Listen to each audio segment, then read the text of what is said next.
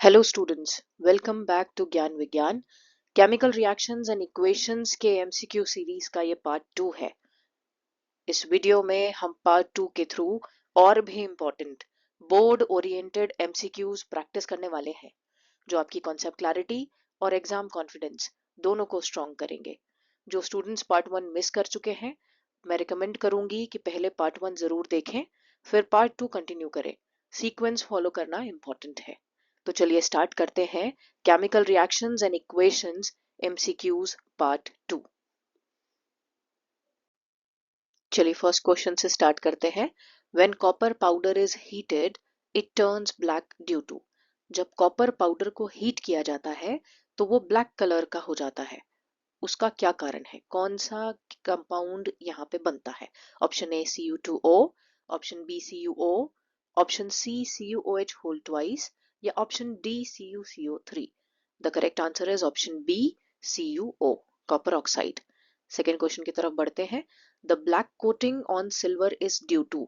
चांदी के ऊपर जो ब्लैक कलर की कोटिंग होती है वो किस चीज की होती है? ऑप्शन ए AgO यानी silver oxide, option B Ag2S यानी silver sulphide, option C AgCl यानी सिल्वर क्लोराइड या option D AgNO3 silver nitrate. तो the correct answer is option B Ag2S। चलिए अब अगला क्वेश्चन देखते हैं, question number 3। Neutralisation reaction is always. जो न्यूट्रलाइजेशन रिएक्शन होती है यानी एसिड और बेस की रिएक्शन होती है जिसमें सॉल्ट और वाटर बनता है, वो किस टाइप की रिएक्शन होती है? एक्सोथर्मिक यानी हीट रिलीज करने वाली, एंडोथर्मिक यानी हीट एब्जॉर्ब करने वाली, ऑक्सीडेशन या रिडक्शन। तो the correct option is exothermic, क्योंकि एसिड और बेस जब रिएक्ट करते हैं तो हीट रिलीज होती है। चलिए क्वेश्चन नंबर 4 की तरफ बढ़ते हैं। Which of the following shows the law of conservation of mass? Law of conservation of मास इनमें से कौन सा ऑप्शन दिखाता है या बताता है? तो law of conservation of mass क्या होता है कि the total mass of the reactants is always equal to the total mass of the products. यानी रिएक्शन के दौरान, केमिकल रिएक्शन के दौरान ना तो कोई नया एटम बनता है, ना कोई पुराना एटम डिस्ट्रॉय होता है। यानी नंबर ऑफ एटम्स रिएक्टेंट की साइड और प्रोडक्ट की साइड सेम रहते हैं। तो आपने इस चैप्टर की स्टार्टिंग में ही पढ़ा होगा कि बैलेंस हम इक्वेशन को इसीलिए करते हैं। तो the correct option is B, balanced equation. Fifth question देखते हैं। Burning of natural gas is. Natural gas यानी जो भी हमारे आसपास CNG है या LPG है, जब भी ये गैसेस जलती हैं तो कौन सी रिएक्शन को ये दिखाती हैं? तो देखिए, जब CNG या LPG जलती है तो हीट लिबरेट होती है, हीट रिलीज होती है, यानी exothermic reaction. The correct option is B, exothermic reaction. Question number 6 की तरफ बढ़ते हैं। What is the state of BaSO4 in a reaction? आपने पिछले वाली जो पार्ट है उसमें आपने देखा था reaction between NaSO4 Na2SO4 and BaCl2 gives BaSO4 and NaCl। तो BaSO4 प्रेसिपिटेट होता है, तो प्रेसिपिटेट का जो स्टेट है वो क्या है? Solid. The correct option is A, solid. Seventh question is which metal is used in the galvanisation of iron? तो इसको आप बिल्कुल अच्छे से याद कर लीजिए कि गैल्वेनाइजेशन की प्रोसेस में जिंक की लेयर चढ़ती है, यानी the correct option is B, zinc. Next question देखते हैं। Identify the oxidising agent. अब देखिए ऑक्सीडाइजिंग एजेंट क्या होता है। ऑक्सीडाइजिंग एजेंट वो होता है जो दूसरे को ऑक्सीजन दे देता है। तो यहाँ the correct option is O2, B option is correct answer. Question number 9। The colour of ferrous sulphate crystals. तो आपने कॉपर सल्फेट में आयरन डिप करने वाली जो रिएक्शन है वो तो आपने देखी ही होगी, छोटी क्लासेस में भी थी, और ये जो एक्टिविटी है ये आपके पास 10th क्लास में भी रही होगी। तो फेरस सल्फेट क्रिस्टल्स का कलर है green, to be precise dirty green. Question number 10. On heating ferrous sulfate, the gases evolved are. जब हम फेरस सल्फेट को हीट करते हैं तो हमें तीन चीजें मिलती हैं, Fe2O3 यानी iron oxide, SO2 and SO3। तो यहाँ पे the correct answer is C, both A and B, यानी SO2 SO3 दोनों। Question number 11, brown fumes in lead nitrate decomposition are of, यानी जब लेड नाइट्रेट को हम हीट करते हैं वो क्रैकलिंग साउंड के साथ डिकम्पोज होता है तो ब्राउन फ्यूम्स निकलते हैं। देखिए पिछले वाले पार्ट में मैंने आपको ये बताया था कि जब लेड नाइट्रेट को हीट किया जाता है तो तीन चीजें बनती हैं, PbO जिसको हम लिथार्ज के नाम से जानते हैं, येलो कलर का होता है, और उसके साथ दो गैसेस निकलती हैं, NO2 एंड O2। तो ब्राउन फ्यूम्स किसके होते हैं, NO2 के। यहाँ पे ये ऑप्शंस में जरा थोड़ा गड़बड़ हुई है, A और C दोनों ही NO2 है, बस आप याद रखिएगा कि NO2 is the correct option. Question number 12 देखते हैं, chips manufacturers flush bags with nitrogen, यानी कि जो चिप्स बनाने वाली कंपनियां हैं, चिप्स के मैन्युफैक्चरर्स हैं, वो बैग्स को, चिप्स जिन पैकेट्स के अंदर आते हैं उन्हें नाइट्रोजन से क्यों भर देते हैं, गैस से क्यों भर देते हैं।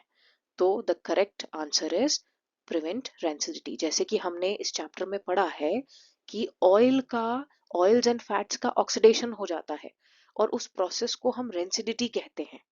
तो यानी ऑयल बिल्कुल भी ऑक्सीजन के कांटेक्ट में नहीं आना चाहिए, तो ऑयल के ऑक्सीजन के कांटेक्ट में आने से रोकने के लिए उस पैकेट में नाइट्रोजन गैस भर दी जाती है। नाइट्रोजन एक इनएक्टिव गैस है और वो चिप्स की रेंसिडिटी होने से बचाती है। Next question is, which of the following is not a displacement reaction. अब देखिए डिस्प्लेसमेंट रिएक्शन कब होती है, जब एक ज्यादा रिएक्टिव मेटल एक कम रिएक्टिव मेटल को डिस्प्लेस कर देता है। तो देखिए हमें यहाँ पे कैसे देख के पता लगाना है कि कहाँ डिस्प्लेसमेंट होगा कहाँ नहीं होगा। तो जो कंपाउंड स्टेट में जो मेटल है, जैसे कि ऑप्शन ए में कॉपर सल्फेट, बी में भी कॉपर और सी में भी कॉपर, तीनों ऑप्शन में कॉपर कंपाउंड स्टेट में है। और जो अकेले मेटल है मैग्नीशियम, आयरन और जिंक, ये तीनों कॉपर से ज्यादा रिएक्टिव है। रिएक्टिविटी सीरीज याद करिए, तो मैग्नीशियम भी कॉपर को डिस्प्लेस कर देगा, आयरन भी कॉपर को डिस्प्लेस कर देगा, जिंक भी कॉपर को डिस्प्लेस कर देगा, लेकिन ऑप्शन डी में कॉपर जिंक को डिस्प्लेस नहीं कर पाएगा क्योंकि कॉपर कम रिएक्टिव है और जिंक ज्यादा रिएक्टिव है। That's why the answer is option D, copper plus zinc sulphate.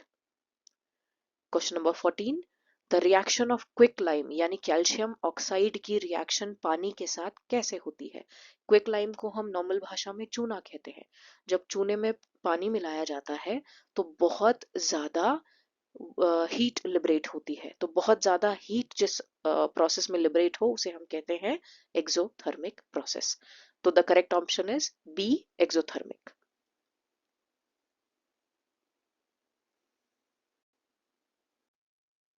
चलिए 15th क्वेश्चन देखते हैं, formula of slaked lime is. अब एक चीज आपको याद रहनी चाहिए कि स्लेक्ड लाइम कैसे बनता है। क्विक लाइम यानी कैल्शियम ऑक्साइड में जब वाटर मिलाया जाता है तब बनता है स्लेक्ड लाइम। तो क्विक लाइम यानी CaO, जब CaO में H2O मिल जाता है तो बनता है CaOH होल ट्वाइस, यानी कैल्शियम हाइड्रोक्साइड। तो कैल्शियम हाइड्रोक्साइड को ही कॉमनली स्लेक्ड लाइम के नाम से जाना जाता है, slaked lime. Question number 16, coating of zinc on iron. ये हमने पहले भी देखा है कि जब भी किसी मेटल पे जिंक की कोटिंग चढ़ती है, स्पेसिफिकली आयरन के ऊपर, तो उस प्रोसेस को हम कहते हैं गैल्वेनाइजेशन। यहाँ पे हम बाकी प्रोसेस को भी देख लेते हैं, कोरोजन यानी ऑक्सीजन के साथ रिएक्शन या किसी भी मेटल का किसी हाईली रिएक्टिव सब्सटेंस के साथ मिल करके उसकी वैल्यू खत्म हो जाना, that is called corrosion. Rancidity, rancidity is oil का ऑक्सीडेशन एंड रिडक्शन, आप जानते ही हैं। तो the correct option is C, galvanisation. 17th question देखते हैं, H2S यानी hydrogen sulphide plus chlorine gives sulphur plus 2HCl। तो यहाँ पे क्लोरीन क्या है, यहाँ पे क्लोरीन रिड्यूस हुआ है। देखिए पहले क्लोरीन अकेला था एंड देन रिएक्शन के बाद क्लोरीन के साथ हाइड्रोजन जुड़ गया है, तो क्लोरीन यहाँ पे रिड्यूस हुआ है। चलिए अब क्वेश्चन नंबर 18 देखते हैं। A skeletal chemical equation is, skeletal chemical equation क्या होती है? बैलेंस्ड होती है, अनबैलेंस्ड होती है, इमेजिनरी होती है या फॉर्मूला लेस होती है? अनबैलेंस्ड होती है। The correct option is B, unbalanced. Question number 19 देखते हैं। The colour of the copper sulphate solution changes when an iron nail is dipped into it.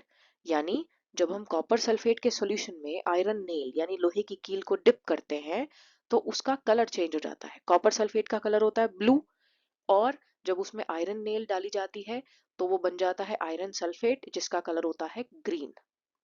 The correct option is a, green. Question number 20 देखते हैं। In the electrolysis of water oxygen is collected at. जब हम water की electrolysis करते हैं यानी पानी में से जब इलेक्ट्रिसिटी पास कराई जाती है तो अलग अलग इलेक्ट्रोड्स पे अलग अलग गैस बनती है। एक इलेक्ट्रोड पे ऑक्सीजन गैस बनती है, एक इलेक्ट्रोड पे हाइड्रोजन गैस बनती है, कलेक्ट होती है। तो ऑक्सीजन कौन से इलेक्ट्रोड पे कलेक्ट होती है? ऑक्सीजन कलेक्ट होती है एनोड पे, हाइड्रोजन कलेक्ट होती है कैथोड पे।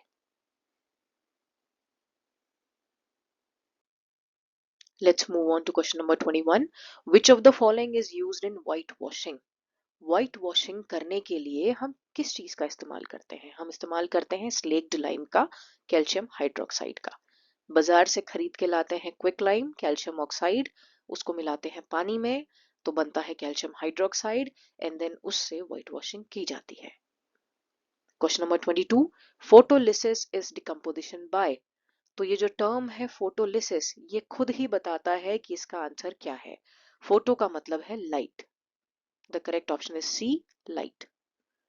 Question number 23, corrosion of copper produces a dash colored coating। जब कॉपर कोरोड हो जाता है तो किस कलर की कोटिंग बनती है? तो ग्रीन कलर की कोटिंग बनती है। कॉपर हवा में प्रेजेंट मॉइस्चर, कार्बन डाइऑक्साइड और ऑक्सीजन के साथ मिलके कॉपर कार्बोनेट बनाता है जो कि ग्रीन कलर का होता है। जैसे कि आपने देखा होगा कई जगह न्यूज में कि स्टैचू ऑफ लिबर्टी जो कि कॉपर का बना है उसके ऊपर ग्रीन कोटिंग आ गई है। तो वो ग्रीन कोटिंग किसकी है? कॉपर कार्बोनेट की। चलिए अब देखते हैं question number 24। Evolution of gas is a sign of. Evolution यानी लिबरेशन, यानी निकलना, गैस निकलना। तो अगर किसी सॉल्यूशन से किसी केमिकल रिएक्शन के बाद गैस निकलती है तो इसका मतलब दैट इज केमिकल चेंज। इस चैप्टर की स्टार्टिंग में ही आप लोगों को 5 साइंस बताए हैं जिनसे पता चलता है कि केमिकल चेंज हो रहा है। तो आप मुझे कमेंट करके बताएंगे कि वो 5 साइंस ऑफ केमिकल चेंज क्या क्या है। तो the correct option is chemical change. अब इस सीरीज का, इस पार्ट का last question. Dilute HCl is added to iron filings. यानी लोहे का जो चूरन है उसमें जब हम डाइल्यूट HCl मिलाते हैं तो क्या होता है? तो बनती है हाइड्रोजन गैस और आयरन क्लोराइड। तो यहाँ पे हमारी MCQ सीरीज का पार्ट 2 खत्म होता है। अगर आपको वीडियो अच्छा लगा होगा तो लाइक, शेयर एंड सब्सक्राइब कीजिए। और इसके बाद हम रिलीज करेंगे एजर्शन और रीजन की सीरीज चैप्टर 1 के लिए।